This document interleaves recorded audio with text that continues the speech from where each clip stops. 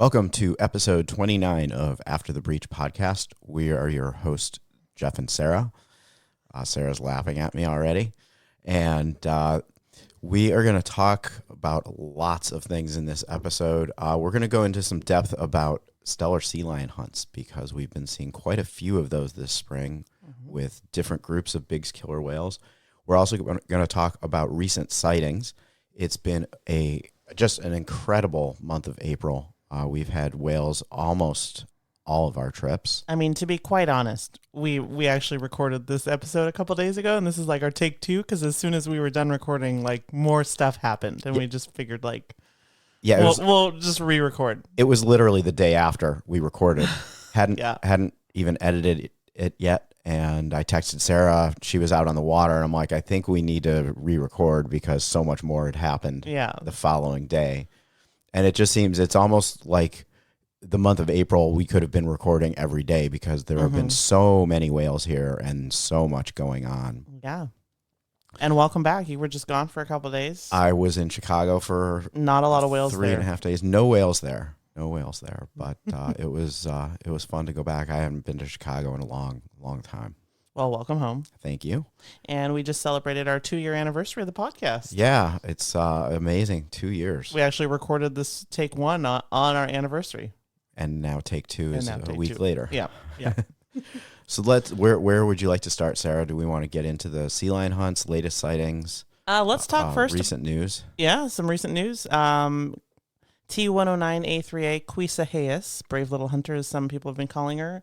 Who we've mentioned briefly on a couple of the latest episodes. Is out of the lagoon that she was in for a month since her mom died on March 23rd. So she swam out overnight like 5 or 6 days ago, I think. And the people involved with the rescue coaxed her further out into the lagoon, into the inlet.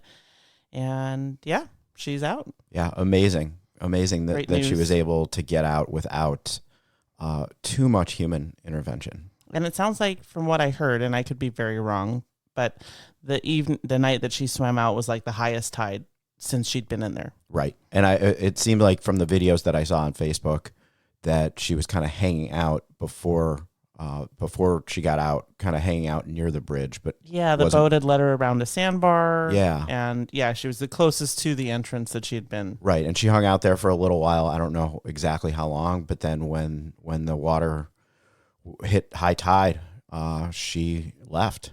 Yeah. All on her own. And from what I understand, kind of over the next day, made it out into open water. And has not been seen since. Haven't seen her family, but it will be really interesting to see who she ends up hooking up with and how things unfold. Yeah, it'll be amazing to follow her throughout her life. I'm optimistic that she'll end up back with the 109As. Yeah, at least someone. Right. So we'll be talking more about that on future episodes, and we'll probably end up doing a full episode just about her saga and how things are continuing to play out. Yeah, but great news to open the episode with. Definitely. I think everybody was so relieved and so happy that she was just ready to go and she left. Yep. Well, with that, we have a ton of recent sightings. Yeah. We also have Steller sea lion hunts to talk about. Yeah, it has just been, April is turning out to be one of the best months to be out here. Yeah, it's been a great month. I mean, we've got many more great months ahead of us for 2024, but it has been a phenomenal April with lots of different groups of killer whales. We've also seen some of our early humpbacks coming back. We had our first mom and calf show up about a week and a half ago. That was Black Pearl. Yeah, Black Pearl. Big Mama has been seen. Zigzag. Yeah, so they're starting to come back. That's pretty cool. And let's get into the sea lion hunts because, at least for me, I mean, I don't have data, but it seems like we've seen more sea lion predations in the last month than we would typically see. Yeah, I would agree. Yeah. And whether that's just a matter of timing, like we're out at the right time and right place, or if there are actually more hunts happening, who knows? But Yeah, definitely have been seeing more. And they can go on for long periods of time. We talked in the last episode about a sea lion hunt with the 49As and the 18s, and that was that fast 5-minute, very quick hunt. But that's not typical. Typically, they last an hour or longer, or several hours. Yeah, I would say upwards of 45 minutes. Yeah, and so to kind of set the stage for those of you who aren't familiar with Steller sea lions, you're probably maybe more familiar with California sea lions, but the Stellers are much bigger, fully grown, 2,500 pounds. Definitely a very big meal for a group of killer whales, but also a much greater investment of calories burned to get that meal. And with substantial risk involved. Definitely. So the sea lions have really sharp teeth. They have sharp claws. And so typically, I think you're going to see a predation that ends killing the sea lion from either blunt force trauma or drowning them. I mean, they spend a lot of time really beating them up and exhausting them before the sea lion. And the sea lions, they're fighting for their life, and they do. They fight back hard, and sometimes they do get away. Yeah, we have seen. I've seen a few. I think 2 or 3 times where the sea lion, if it's closer to shore, the sea lion can sometimes get out and survive. And we've also seen the whales just kind of give up, whether they were not invested from the start. It was just kind of something it was in their way, and they were gonna, kind of half-heartedly give it a go. Or they were just practicing with the kids or what have you. But we've seen it where they've kind of like initiated this almost and then just decided to move on. The sea lion hunts are very different from porpoise hunts. They're definitely very different from seal hunts. They are one of the most dramatic and awe-inspiring events to see with killer whales.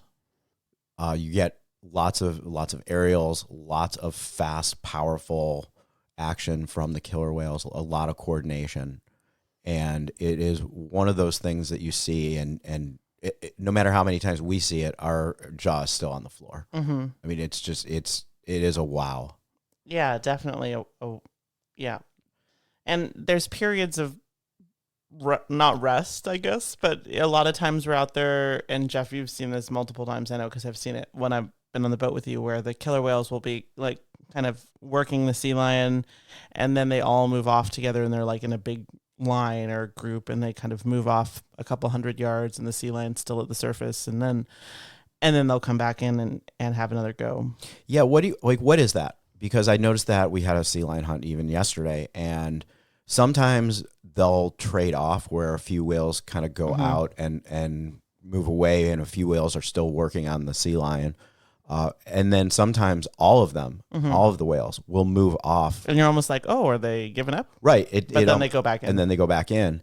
And I mean, do you think, is it that they're exerting so much energy that they need a 30-second timeout or a 2-minute timeout? I just, the ref threw a flag. Right. I mean, I just think about, a sports analogy where they're going all out for, it's been 10 minutes and it's like, all right, I need a break. I just need a couple minutes. Or is it a strategic thing? Like, what do you think is going on there? My guess is more strategic than a break, because they need to catch their breath. Just because, like, we've seen T-18 pursue a minke whale at like 20 miles an hour for 45 minutes. Right. So they have the stamina. I almost feel like when they come in and kind of work that sea lion over and then move off again, they're like waiting to see like what effect it had on the sea lion. Like, did they injure it and they're waiting for it to kind of like weaken, that kind of thing. But who knows? I could be completely wrong. That's just kind of my working theory. It's an interesting thing because it happens most often on these sea lion hunts. You don't see it with a seal hunt. No, or porpoise or a porpoise. Like, yeah, and they just kind of go off for a few minutes, and then like you said, you're not sure if they're giving up, and then all of a sudden they all at the same time circle back. Yeah, and go after the sea lion again. And really, like, they could be doing multiple things, right? They could be They can multitask.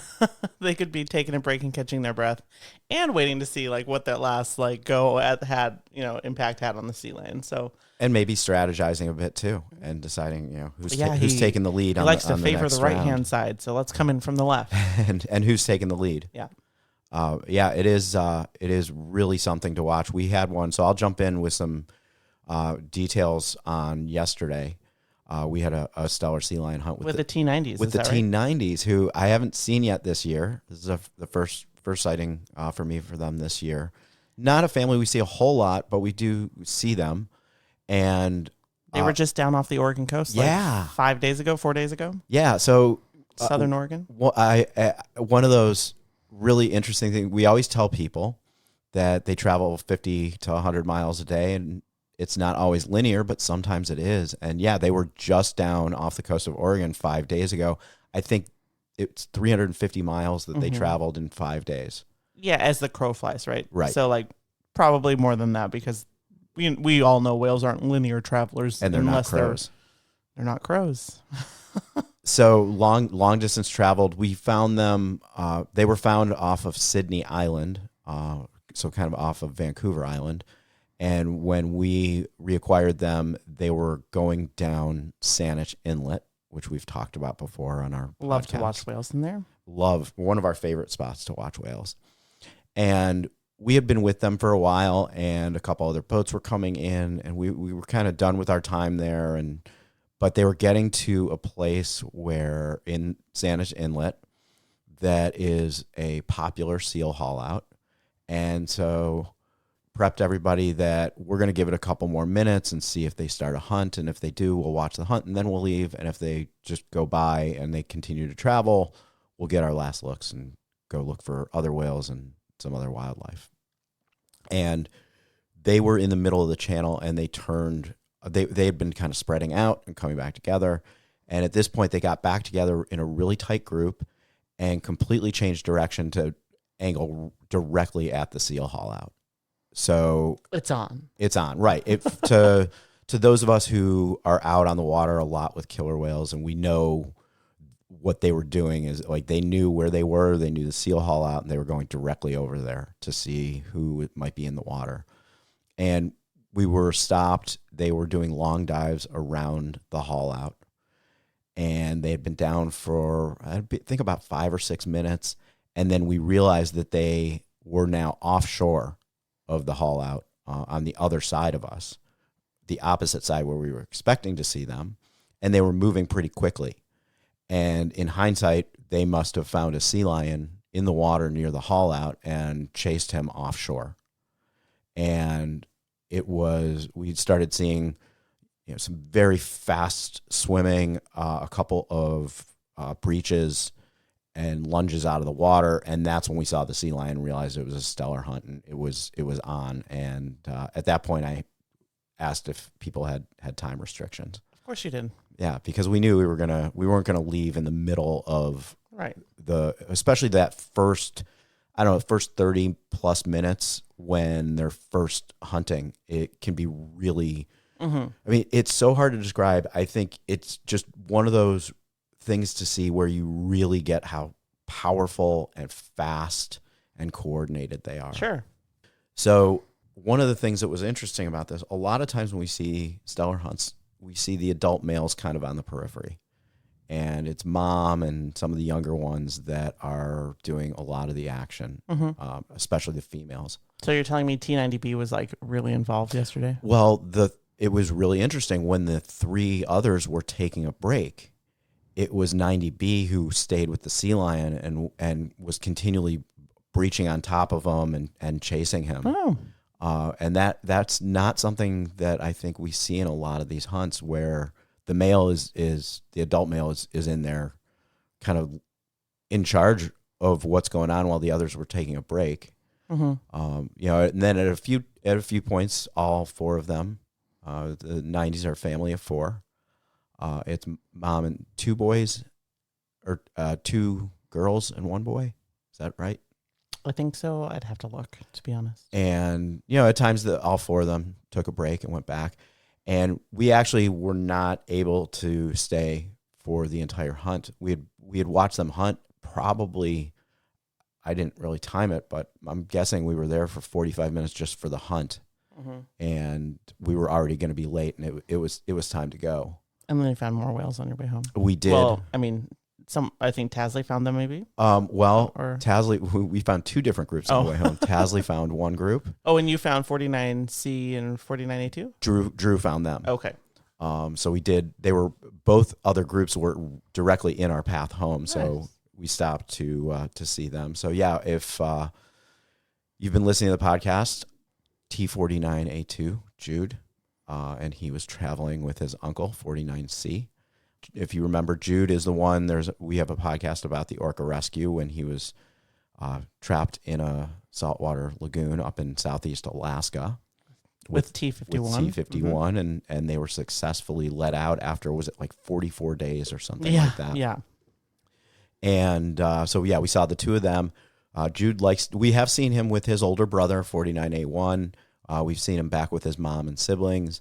But he does spend an awful lot of time traveling with his uncle. The two of them spend lots of time together. I think Drew found them yesterday where I left them the day before. Pretty much. Funny. I mean, within a mile or so.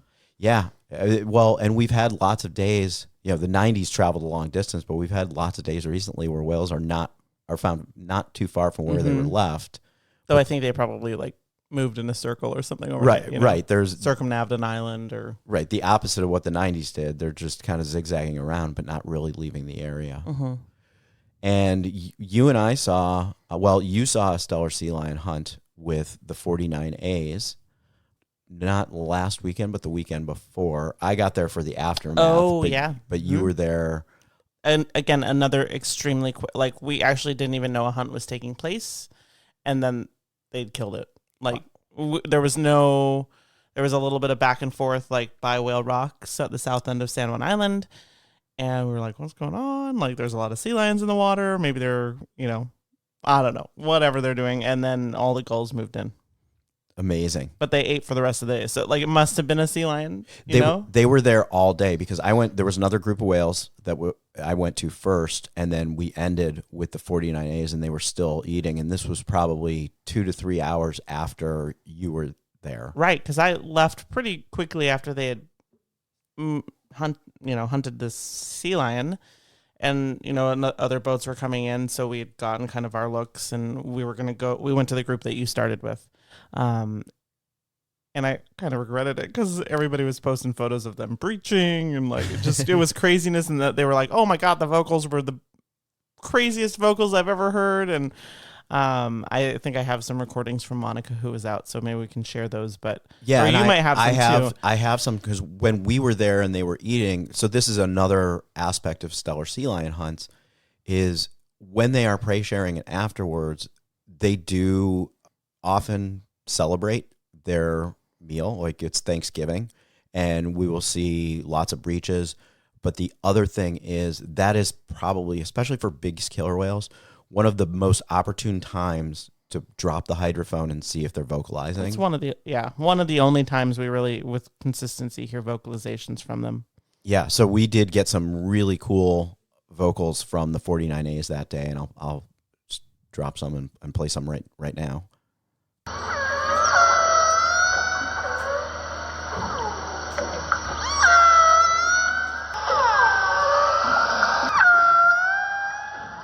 So really cool to be able to hear that. It's just, that's one thing, we don't get a whole lot. Another interesting thing about the 49As. If you caught that was Jeff's stomach rumbling in the background. These mics are great, by the way, Jeff. Thank you. I'm surprised you heard that. I guess I'm really hungry. The other thing that is interesting to note is the 49As who've been around quite a bit this spring. We've had years where they just kind of drop in and don't spend much time here. They've spent a lot of time here this spring. Mm-hmm. And last year, too, I feel like they were here more in the last year and a half to 2 years than they were I think 2 years before that. Right. 2 years ago, it was like, where are they? Why aren't they coming down here? But they have been involved, and maybe I'm not counting correctly, but I think they've been involved in 3 Steller hunts that I can recall off the top of my head just in the last month. Oh, yeah. We had the one in Spiden Channel that we talked about on the last episode, the really quick one. Mm-hmm. We had the one we just talked about In Cattle Pass.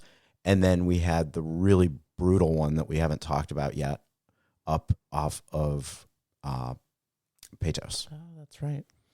That I think I've one, tried to block that one out. 2 of the 3, they were with members of the T-18s. So last year, I counted. I saw 5 sea lion hunts. Wow. Which All I think last I've year. seen 5, at least 5 this year so far. So, but 5. Right. 3 of those were the 49As and T19 and T19B and potentially 18 and 19C. So the 18s. And those 3 were in the same spot over by Shaw Island outside of Friday Harbor. Wow. Mm-hmm. It's interesting to me because it seems like we're seeing them, and I led with this, where it seems more frequent. And I remember my first 2 seasons, like that was on the top of my list of what I wanted to see. I had never seen a Steller hunt. Mm-hmm. I think I had seen the aftermath, like when they were prey sharing, but I had never seen the actual hunt. Sure. But only like once or twice. And I don't think it was until it was either my 2nd or 3rd season that I actually saw a sea lion hunt. And I was on the water just as much as I am now. Mm-hmm. I think that with the increase of presence of big killer whales, the increase of numbers of big killer whales, I think we're seeing it more often. And this is totally anecdotal, not science, nothing to back what I'm going to say here. So just take this with a big grain of salt. I feel like we also have like, there's preferences between families of what they prefer to eat. Like they'll eat everything, of course, right? But there are some families that prefer seals and some prefer sea lions and some prefer porpoises, what have you. And maybe we're seeing more of the families that like to eat sea lions. That is definitely a possibility. I think, or more regularly, at and least. I agree anecdotally, and it would be really cool to start tracking numbers on this. There are definitely preferences, food preferences, and why wouldn't there be? Everybody has their favorite meal and their preferred food. So why wouldn't some families prefer sea lions when they can get them, and others really like porpoise? Mm-hmm. I think the 65As like porpoise and an occasional minke whale. Yeah. Yeah, the 49As have been in the mix on a lot of these sea lion hunts. They have, yep. I would say they're probably the family, them and the 123s. I've been involved in I would say 75% of the sea lion hunts I've seen. Well, maybe not quite that high, but over 50%. Yeah, where are the 123s? They haven't been around.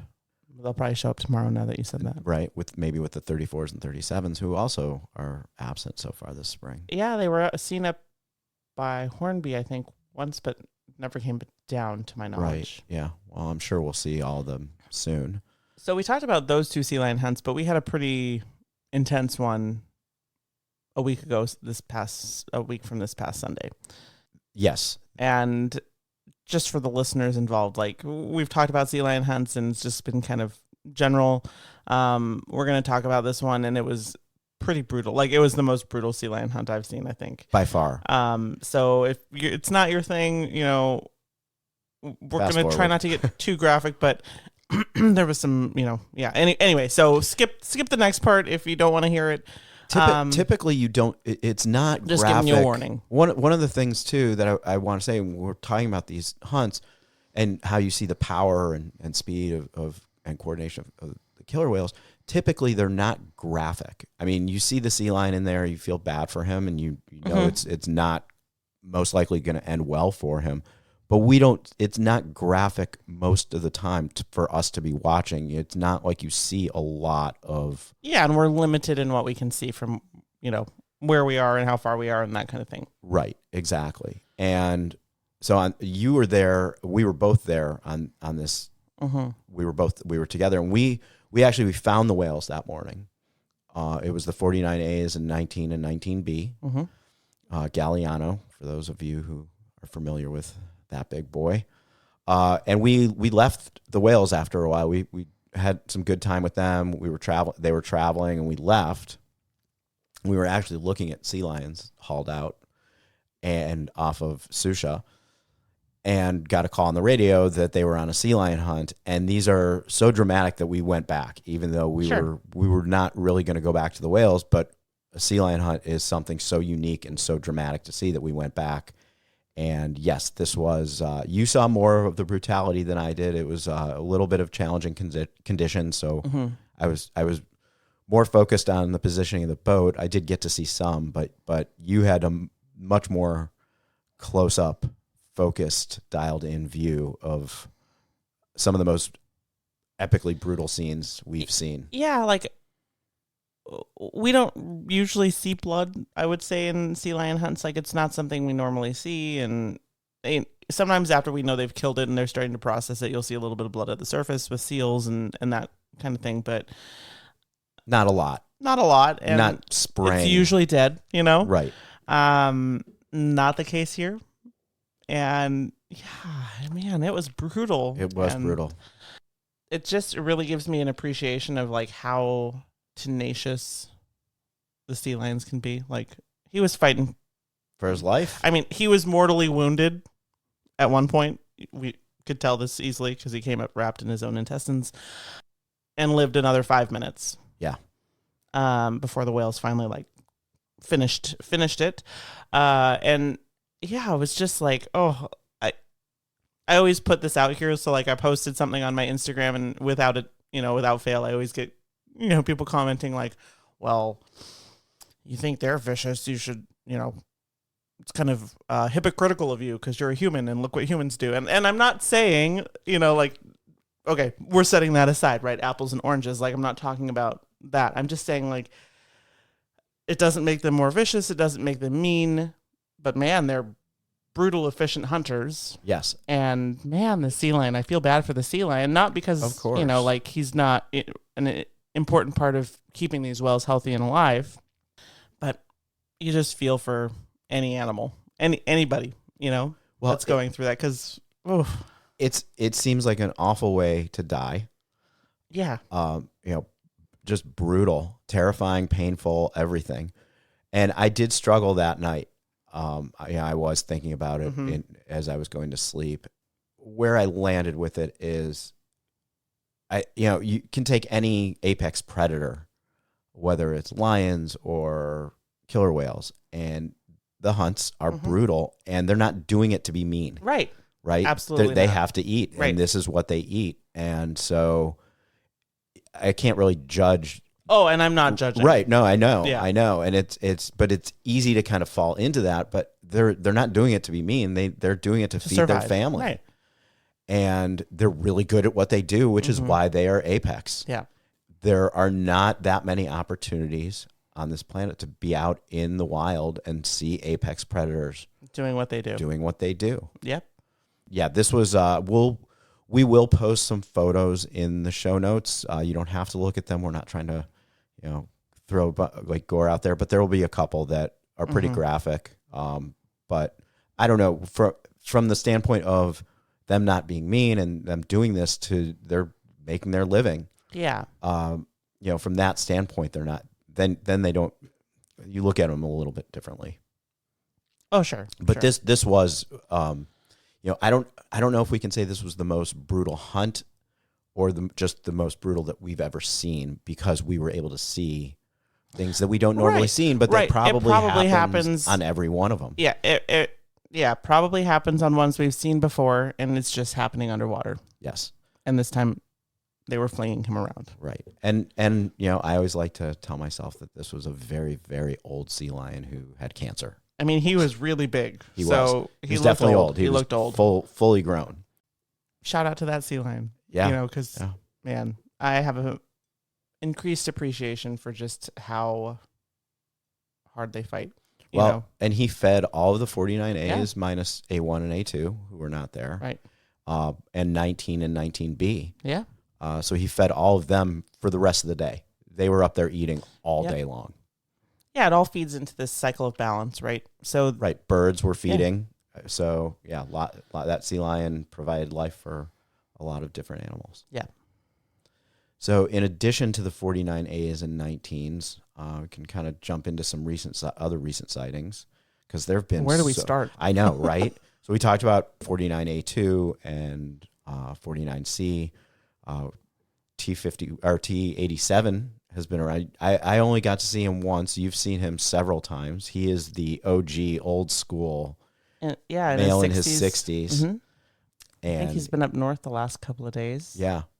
I think, was it him? No, it wasn't him that was hanging out with 11A. That was 51. T51 was hanging out with 11A. We haven't seen them. We haven't seen 51 down here, but further north. So T11A Rainey used to be one half of a mother-son duo. T11 is his mom, and she passed away a few years ago. And Rainey is quite well known for going into Souk Harbor, and he likes to kind of hang out in the Strait of Juan de Fuca a lot. We see him down there, and I don't usually see him come in to the islands. And I think maybe one time I've seen him in the islands. And he's been in more than that, right? But it's just the time that I've seen him. But he usually turns around and heads west once he hits Victoria. But he went north with a buddy this time, and I was like, yay. Yay, Rainey. T51 is the second adult male who was trapped in Alaska with 49A2. Mm-hmm. And now, so you have these two old dudes, T51 and T11A hanging out together. It's like, I just get the image of the two old guys in the Muppets who are hanging out in their box. You can just see the two of them just complaining about all the young whales. That's just the picture that I get. Yeah. But cool to hear about those two hanging out together. Yeah. The 36As have been around. Yes. Yeah, we saw them. I saw them one day not far from the 49As. They were with the 49As for a little bit, I thought. I think when I was in Chicago. Yeah. And so 36As have been back. That's a cool young family, not like the OGs, but they're a younger family. And then the other day we had the 36As in Rosario. They got picked up kind of up north by Orcas Island. And as I was getting off the dock, another group of whales got picked up in southern Rosario. And then the 49As got picked up by Spiden, so there were whales everywhere. And, of course, as you're pulling out of the harbor, you're like, well, which group am I going to go to, right? So the whales in southern Rosario was a fairly large group, like 8, I think, had been reported. And I knew who the 36As were, and I knew the 49As. And so I was like, well, let's go. Who might that be? Let's go see who it is. It was our buddy, T125A and T128. The Alaska brothers. And we did an episode. And we did an episode on them when they got into their brotherly dispute. And this is the first time I've seen them since then. That's so cool. And I was in Chicago and I saw that because even though I'm in Chicago, I'm paying attention to the sightings all day long because got to see what I'm missing. And I saw that the two of them were there and I was like, oh, man. Yeah. So we were like on our way to the group, and T125A is very recognizable. So obviously T128. Yeah, cool. A big notch in his dorsal fin. We'll post some photos, but big duo there. And then they were with the T75Bs, which the other boat had identified. And then there were more whales, and they're just like, oh, we're not quite sure who they are. We got on scene and had another male come up, and I was like, oh, it's a sprouter. But not a familiar-looking sprouter. And then another whale came up, and she had some very distinct notches in her fin, and I was like, oh, that's not a whale we see here very often. How long did it take you to figure out who they were? Under 5 minutes, like probably 3 or 4 minutes. Nice. I think. So Sarah's amazing with IDs. Sometimes. And I think sometimes not. Because And you were with April, I think. Yeah. Yeah. So with the two of you, under 5 minutes is. So it ended up being a group of whales that I don't know that I've ever seen maybe once before. But the T146s are part of them. So it was T146, the matriarch with her sprouter but not sprouter son, 22-year-old T146B, who's just, I guess, got a shorter dorsal fin. And then one of her daughters, T46C, with her grandkid T46C1. I have not seen them yet. I would hope they stick around. I did text you to see if I had ever seen them because you texted April. I did and said because I knew you were driving and I didn't want to text you while you were driving, and so you remember like the whales that we don't see often.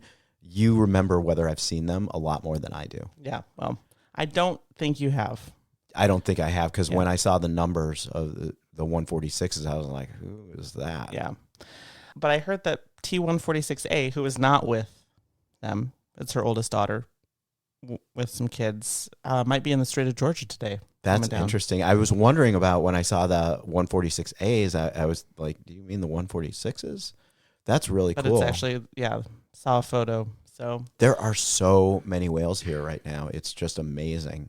I hope this will continue through all of our season months. And we get to see lots more killer whales and humpbacks. So just to kind of follow up on that group, with the 125A, 128, and the 146s, they spend a lot of time up around Haida Gwaii, main coast of BC, a little bit up in Alaska as well.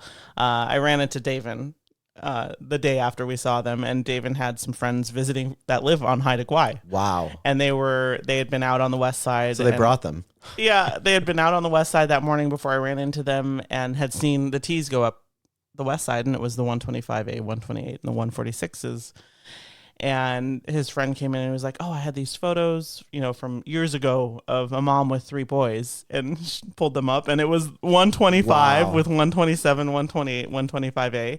I was like, well, that's really cool, because 2 of those whales are ones you just saw. That's so amazing. Off the west side. And then he was talking about these other whales, and it was the 146s. So he just, they really did follow him down. That's really funny. Yeah. That is really funny. So, and J-Pod's been around. They were kind of sandwiched in among Big's killer whales the other day. J-Pod was on the west side, and we had 2 different groups of Bigs. So, Jays were on the west side, and then we had the 49As with the 19s, and I think the 36As were in that on that day as well. And then up in Satellite Channel was the 86As minus A3 in her calf, and 18 and 19C. Oh, I didn't hear about 18 and 19C. Okay, so they've been around too. Interesting. And they went back north after that, because I did see photos of them from up north or a video of the 86As with 18. It's neat how this split in the 18s seems a little more pronounced this year than in previous years. Yeah. And that could just be me and my perception, but it just seems like a little bit more pronounced. Not that it means anything, because we've seen this before, but it seems a little bit over the last couple longer. of years. They've been spending more time as 2 and 2. Even when they're quote unquote together, they're split 2 and 2 over half a mile or a mile or longer. But lately we've had 19 and 19B and haven't known where 18 and 19C even were. Right. So need to hear that they're not far. Yeah. Who else has been around? It's been just epic. Well, we have had I don't know where the rest of the 65As are, but we haven't. I did see them one day, but we haven't seen them often. The continuing saga of 65A5 has been with his older brother 65A3. The 2 of them have been together for quite some time. So 65A5 is hanging with family, and 65A3 is spending another session away from his mom and other siblings. But the 2 of them have been down in Puget Sound. I saw them one day. They were coming up Admiralty Inlet. Yeah. And we knew, we had been getting reports that the rest of the 65As were not far, and I think they were being picked up on one of the hydrophones down there. My guess is that the rest of the family was going back down Hood Canal. Yeah, they came out. Oh, well, that day, they didn't come out, but I know that they've been out since then and went into Discovery Bay, and then they went back down into Hood Canal. Yeah, and it was just the 2 boys that we saw that day, which was pretty neat. Yeah, I haven't seen them at all. Yeah, cool to see Indy hanging with his older brother. Yeah. And we haven't seen, the 65As have not been, they've been present a lot down in the Sound really since they got here. Yeah. We have been seeing 65 and 63. It's been a while. Yeah, Chainsaw. It's been a little while since I've seen them, but they've been reported spending good amount of time with the 65Bs. Who have been around and who are around 2 days ago. Yeah, 2 days ago off the west side with the 125A, 128, 146s. got rid of the 75 Bs and picked up the 65 Bs. It's such a soap opera. I know. It's so amazing. Then we had the 71 Bs and 86A3 in her calf, and 87 T87 after that brutal Steller sea lion hunt. Amazing. And if anybody has questions about any of the, what are you laughing at? You just like stifled a yawn and your voice got kind of funny. Sorry. So if anybody has any questions or feedback, we're throwing out all these numbers of families, and if you need us to or want us to go into more depth about who these whales are and kind of do more meet the matrilines, let us know. You can message us on Facebook or Instagram or email. Our email is afterthebreach. Maybe we should just do like a meet the matrilines right now. No, like a future episode where we're just talking about different matrilines that we talk about a lot. I like that. The 49As. I think we did an episode. We have talked about them. We should do the 90s because we just mentioned them. We've done the 18s. Yeah, we can. And the 65. Well, we've done the whole 65 family. We'll try to do an episode here in the very near future that kind of talks about some of our most frequently seen groups down here that we talk about, so you guys can get a little bit more background on them.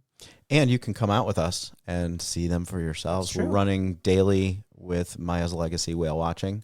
We have tours going out every day from now through probably mid-November. And we've got a couple all-day tours still in there. We have our photo workshop. August 24th and 25th. There are a couple seats left, and we'd love to have you out. We do a catered lunch. We're out for 2 days. You don't have to book both days. You can book just one of the days. And yeah, last year we saw, I think, over 30 orcas. Over 30 unique killer whales over the 2 days. And humpbacks, I believe. Yes, we did have humpbacks. Yeah. Also. Yeah. And, come out with us, either the photo workshop or just come out on a tour. We've got lots of space still available for the rest of the spring and summer and fall tours. We do kind of have a personal preference for the later afternoon tours. Yeah, if you want to request Jeff and I for those late afternoon tours, we would love to have an extra excuse to schedule ourselves on those. So absolutely. Those are it's such an amazing time to be on the water. Beautiful lighting. It's a little quieter out there, and we get epic whales in the afternoons. I mean, we get them in the morning too, but there's just something magical about being out later in the day and the pre-sunset lighting. It's spectacular. Yep. So before we wrap up for the day, Jeff, we did get a couple questions emailed to us and on our YouTube channel where we post all of our episodes, but we have and other videos that we take. So we posted a video while we were in Australia of the strap-tooth beaked whale pursuit. Yeah, that was like 30 killer whales in tight formation. Talk about another brutal hunt, but really, we have 3 episodes about the killer whales down in Bremer Bay, Australia. Mm-hmm. So in this lead up to the hunt, which was very quick, they were pursuing this strap-tooth beaked whale and obviously like injuring it as it was going because you could see like kind of blood in the water as well. But someone commented on that and asked, why didn't the beaked whale dive? You want to? Well, we have theories. I think, we saw it too. We did see it, but the beaked whale had just surfaced from a long dive, and they can stay down for hours. Right. So that beaked whale was at the point where it needed to reoxygenate and was not able to dive. I also think there were probably killer whales going underneath, preventing that beaked whale from diving. Yeah, I think it's hard to see in the video, but it was easier to see in person, was when the beaked whale came up ahead of the line of killer whales, there was usually a killer whale underneath it. And you could see that flash of white as the belly. They would kind of swim under and flash their belly and keep the beaked whale from diving. Right. And I think regardless of what the prey is and regardless of which population of killer whales we're talking about, I think one constant is, we're always thinking, well, why don't they do this? And why doesn't the prey do that? And the constant is, once you are in the sights and target of killer whales, it is not such an easy thing to get out. Right. I mean, yeah, it happens, but not very commonly. Right. It's a low percentage where the prey will get away. I'm sure that beaked whale would have loved to have been able to dive. needed oxygen and was being prevented from diving. Yeah. And so that's why I think the two big factors were, one, it had just come up from a dive, and two, there was a killer whale underneath it. Yeah, and if you want to listen to more info on that population of killer whales and their preferences for beaked whales, we had 3 episodes that we recorded while we were in Bremer Bay during the month of January. So you're welcome to check those out. Yeah, and another question we got. And you're going back, I think. I'm sorry. You're going back to Bremer. Oh, yeah. Always. Awesome. I mean, yeah, I don't have anything planned yet. But yes, that's my thought is I'll be back there this winter. One more question before we kind of sign off is from Rachel. She emailed us and said, I just listened to your Bremer Canyon episodes, and my question is, how on earth do you guys keep your camera and gear safe from the ocean during rough or wet conditions? Listening to Jeff get just a wee bit wet from the waves had me laughing, but also very nervous for his camera gear.